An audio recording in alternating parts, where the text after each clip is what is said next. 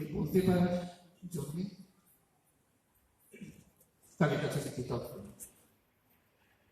দীর্ঘদিন থিয়েটারের সঙ্গে যুক্ত থাকার সুবাদে নাটক সম্বন্ধে যেটুকু জেনেছি, যে আমাদের বাংলা নাটক বা আমাদের ভারতীয় নাটকের যে সূচনা, সেটা আজ থেকে অনেক বছর আগে শ্রী চৈতন্যদেবের আমল থেকে সূচনা হয় আমাদের বাংলা নাটকে।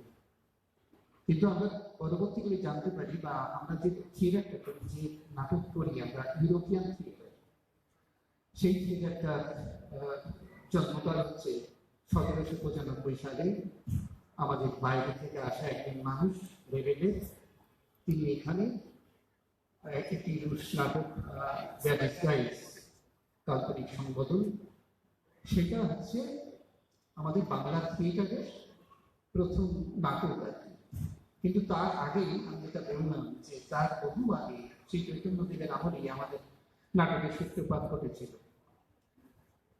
চৈতন্যদেবের এবং পরবর্তীকালে যে চৈতন্যদেবের যে কীর্তন আমাদের বাংলার মাটিতে, বাংলার যে কীর্তন হতো, এই বাংলা কীর্তনের মাঝে যে ব্যাখ্যা দেওয়া হতো, যেটাকে আমরা বলি আখর, সেটা পরবর্তীকালে আস্তে আস্তে যাত্রা রূপ নেয় এবং ক্রমান্বয়ে কৃষ্ণযাত্রা, তারপরে কথকতা, এবং আমাদের আবেগপ্রিয় বাঙালি প্রিয় যে কবিতা, কবিগান, রামায়ণ, এগুলো আমাদের ভারতীয় থিয়েটার, আমাদের বাংলার থিয়েটার, আমাদের নিজস্ব থিয়েটার।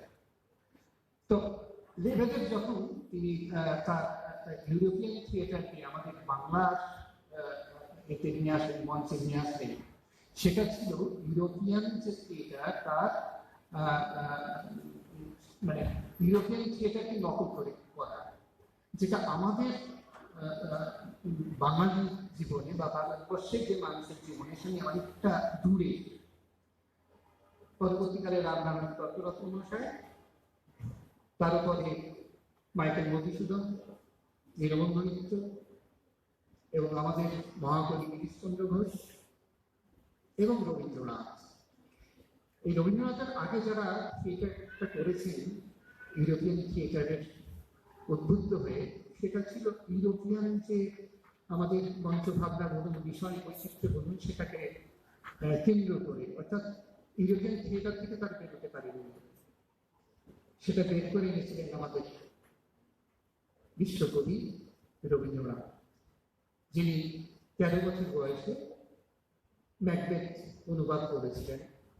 20 বছর বয়সে তিনি বাল্মীকি প্রতিভা, তারপরে কালবিজয়া, আস্তে আস্তে বিসর্জন, রক্তকরণ, মুক্তধারা, প্রচুর নাটক আছে। তো সেই নাটকের মধ্যে থেকে ভারতীয় থিয়েটার, আমার বাংলা থিয়েটার, সেটাকে তিনি সমৃদ্ধ করেছিলেন, সমৃদ্ধ করে যাচ্ছেন। শেক্সপিয়ারের পরে রবীন্দ্রনাথই একমাত্র নাটককার যিনি আন্তর্জাতিক ক্ষেত্রে সমাদর লাভ করেছেন।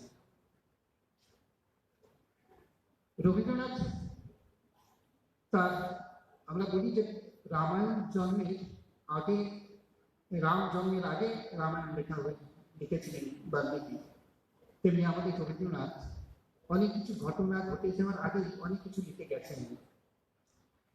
তার নাটকে এই এত সময় কম যে তার নাটক নিয়ে বলতে গেলে মানে একটা শুধুমাত্র থিয়েটার নিয়েই আলোচনা করা যায়, একটা আলোচনা সভা করা যায়। এখানে মাত্র আমাদের 5 মিনিট সময় বলা হয়েছে, এই ছোট্ট পরিসরে কতটুকু আর বলতে পারি। বিসর্জনের ভাবনা 100 বছর আগে, 150 বছর আগে যে বলি প্রথা ছিল, সেই প্রথার বিরুদ্ধে প্রেমের যে সংঘাত, সেই সংঘাতে সেখানে বর্ণিত হয়েছে। রাজা গোবিন্দমাণিক্য প্রেমের পূজারী, রানী তার সন্তানের জন্য মানত করেছেন 101 সাত বলি দেন। তার বিরুদ্ধে যে কথা, সেই যে প্রবলেম, সেই যে সমস্যাগুলো, সেই যে প্রথা, সেটা কিন্তু এখনো চলে যাচ্ছে। এখনো 101 ছাগ বলি হচ্ছে, এখন আমরা সেটা কি করতে পারি না, রবীন্দ্রনাথকে ধরেও আমরা করতে পারি, এটা আমাদের ব্যর্থতা। রক্ষকরণে যেখানে শাসক শ্রেণীর এবং শোষক শ্রেণী দুটো শ্রেণীকে দেখিয়েছেন, বিভক্ত সমাজ, আহ, কিভাবে শোষণ করা যায়। মুক্তধারায় আমরা দেখেছি উত্তর পূর্বের মানুষেরা, সেখানকার রাজা, সেখানকার প্রজা সবাই মিলে ঝর্ণার জলকে বেঁধে রাখেন, নিচে আসতে দেন না, শীততলায় মানুষ জল পায় না। আমরা দেখেছি ফরাক্কাবাদ, আমরা দেখেছি তিস্তা নিয়ে আজকে জলবন্টন ব্যবস্থা। এইভাবে যদি প্রত্যেকটি নাটক আমরা ভাবি, তাহলে দেখব যে সেগুলো কত সমসাময়িক এবং কত সমকালীন। আমরা যারা থিয়েটার করি, এগুলো যেন আমি বললাম নাটক নিয়ে, আমি খুব সংক্ষিপ্তভাবে বলছি। আর তার থিয়েটার বিষয় প্রয়োগ ভাবনার কথা এখন বলতে চাচ্ছি না। তো অনেক রকম নাটক তিনি লিখে গেছেন, সাংকেতিক, সামাজিক, ব্যঙ্গ, হাস্য, প্রহসন, অনেক ধরনের। তা আমরা যারা থিয়েটার করি, আমরা কিন্তু সেভাবে রবীন্দ্রনাথকে মঞ্চে নিয়ে আসতে পারি। বিশেষ করে আমরা যারা জেলায় থিয়েটার করি, আমাদের অভি চক্রবর্তী, আমার মাতৃপতি ভাই, সে অশোকনগরে থাকে 24 পরগনায়। সে আজকে যে নাটকটি করবে, কোন নাটক, রবীন্দ্রনাথের একটি গল্প অবলম্বনে। আমাদের মালদা জেলার অবস্থাটা কিরকম, সেই জায়গাটা বোধ হয় একটু ছোঁয়া দরকার একজন মালদার একজন নাট্যকর্মী হিসেবে। সেভাবে পরিলক্ষিত হয় না। আজ থেকে বেশ কিছুদিন আগে 125তম রবীন্দ্র জন্মবার্ষিকী দেখেছিলাম পশ্চিমবঙ্গ সরকারের আয়োজনে। এখানে নাট্যোৎসব হয়েছিল একটি প্রতিযোগিতামূলক, সেখানে দেখেছিলাম বিশালের রক্তকরণী, একটি খুব ভালো প্রযোজনা, রূপরঙ্গনের বিসর্জন। এবং আমি তখন মালদার থেকে 40 কিলোমিটার দূরে থাকতাম, অগ্নিশিখা আমার দলের নাম ছিল, এখনো আছে সেই দলটি। সেখান থেকে নিয়ে এসেছিলাম বিসর্জন। আরেকটি দল রূপরঙ্গন, তারাও বিসর্জন করে। পরবর্তীকালে দেখেছি শাস্তির অভিনয়, আমরা যেমন করেছি দেনা পাওনা। এবং খুব সম্প্রতি 2 বছর বা 3 বছর হবে মালদা থিয়েটার প্ল্যাটফর্ম করেছে ইচ্ছেপুর। এই হচ্ছে মানে আমার জানা, এর বাইরে অনেক কিছু হয়েছে হয়তো আমি জানি না, কিন্তু আমার দেখা আছে এই নাটক। আমি যে অজস্র নাটকগুলো দেখি, তার মধ্যে রবীন্দ্র নাটক এই কথা। তাহলে আমরা যারা থিয়েটার করি, আমরা রবীন্দ্রনাথকে সেভাবে নিয়ে আসতে পারিনি। আমাদের সেটা ব্যর্থতা, আমাদের সীমাবদ্ধতা। আমি আমার দলে একটা রবীন্দ্র নাটক করবো, এবং সেই নাটকে কতটা আমি তো ভাববো যে মঞ্চ সফরে কি প্রযোজনা হবে। আমি যখন রবীন্দ্রনাথের বিসর্জন করি 1986-1985 সালে, তখন রবীন্দ্রনাথ নিয়ে এত ভাবনা চিন্তা আমি করতে পারিনি, অর্থাৎ না জেনে না বুঝে রবীন্দ্রনাথকে পড়েছি। পরবর্তীকালে যখন এই রবীন্দ্রনাথকে পড়তে যায়, তখন অনেক কিছু ভাবতে হবে। এই এই জেনে জেনে পড়ার একটা খুব, তখন মনের কাছে একটা অন্যরকম একটা দ্বিধা দ্বন্দ্ব এইসব আসে। যদিও সেই দ্বিধা দ্বন্দ্ব অনেকটাই ভেঙে গিয়েছে। রবীন্দ্রনাথ যে জালে আবদ্ধ ছিলেন, করে রাখা হয়েছিল একটা জায়গায়, সেখান থেকে তিনি ছাড়া পেয়েছিলেন। শেক্সপিয়ারের মিডসামার নাইটে যদি আমাদের ফাল্গুন রাতের গল্প হতে পারে, তাকে ভেঙে দেওয়া যেতে পারে শেক্সপিয়ারের নাটকে। কেন আমরা রবীন্দ্রনাথের নাটকে সমসাময়িক করে তুলতে পারি না? আমরা এটা করতে পারি। এবং আমার মনে হয় যে এটাই আমরা যারা থিয়েটারে কাজ করি মালদায় জেলা শহরে, তাদের মধ্যে এটা প্রধান কাজ। আর কলকাতায় থিয়েটার হচ্ছে, রবীন্দ্রনাথের প্রচুর নাটক হচ্ছে, সেখানে করা যায়।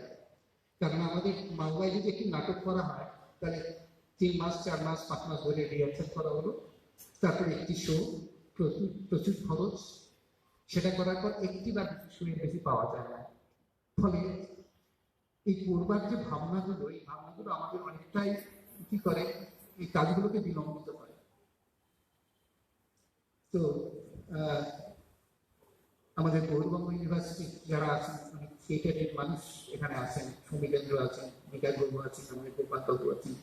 তারা যদি ভাবেন যে রবীন্দ্রনাথকে নিয়ে কিছু করা যায় কিনা, সেখানে যদি আমাদের মালদায় যারা থিয়েটার করি, তাদের যদি কোনো সহযোগিতা দরকার হয়, তাহলে আমরা সেই সহযোগিতার হাত নিশ্চয়ই বাড়িয়ে দেবো। আমরা যারা বাংলা থিয়েটার করি, তার পেছনে একটা বড় সাপোর্ট দরকার। সেই সাপোর্টটা আমরা পাই না। সেই সাপোর্টটা পেতে গেলে পরে বোধহয় আমরা একটা ভালো কাজ করতে পারি। অন্যান্য জেলায় যেভাবে পৃষ্ঠপোষকতা পাওয়া যায় থিয়েটারের ক্ষেত্রে, আমাদের মালদা জেলায় সেই পৃষ্ঠপোষকতা বলুন, সাহায্য বলুন, এটা আমরা পাই না। খুব খুব দুঃখের বিষয়। বহরমপুরে একটি থিয়েটারের উৎসব হলে সেখানকার ডিস্ট্রিক্ট ম্যাজিস্ট্রেট থেকে মন্ত্রী থেকে আরম্ভ করে তারা সবাই কোনো না কোনো ভাবে যুক্ত থাকে। আমরা এখানে সেটা পাই না। আমাদের থিয়েটারের ঘরেই নেই। আমরা 40 বছর ধরে থিয়েটার করছি আমি জীবনে।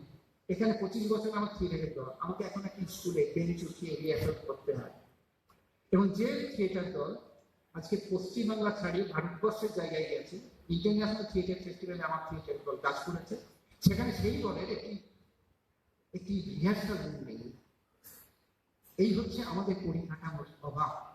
এবং আমাদের এখানে মালদায় যারা আছেন বিভিন্ন পদ অলঙ্কৃত করে, তারা কখনো ভাবেনি যে এই দলটিকে এতদিন ধরে থিয়েটার করছে তাদের একটা ঘর দেওয়া দরকার। আমার এখানে অনেক এই রবীন্দ্রনাথের নাটক নিয়ে বলতে গিয়ে অনেক কথা বলে ফেললাম। আমার দুঃখের কথাটা বললাম। আপনারা সবাই ভালো থাকুন, এটাকে আরো বড় করতে চাই না। যদি কখনো কোনো সুযোগ আসে রবীন্দ্র নাটক নিয়ে বা নাটক নিয়ে কিছু বলবার অপেক্ষায় রইলাম। সবাই ভালো থাকবেন। নমস্কার, আন্তরিক শ্রদ্ধা, ভালোবাসা।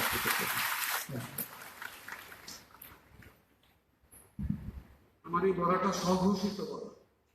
এই যে ইউনিভার্সিটি